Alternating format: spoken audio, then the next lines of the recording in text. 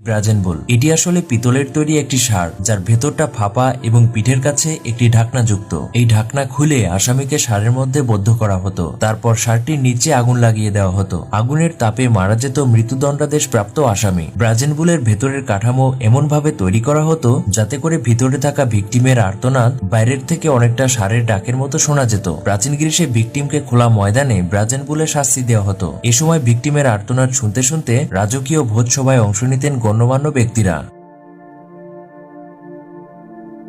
ইম্পেলিমেন্ট এটি আরও একটি নির্মম নির্যাতন। এই পদ্ধতিতে অপরাধীকে উলঙ্গ অবস্থায় হাত পা বেঁধে একটি সুচালো তেল মাখানো কাঠের লাঠিকে তার পেছন দিক দিয়ে ভরে দেওয়া হতো। তারপর সেটিকে মুখ অথবা মাথা দিয়ে বের করা হতো। এক্ষেত্রে অপরাধীর দেহের ভেতরে থাকা নাড়ি ও অঙ্গ প্রত্যঙ্গগুলো ছিন্ন বিচ্ছিন্ন হয়ে প্রচন্ড যন্ত্রণা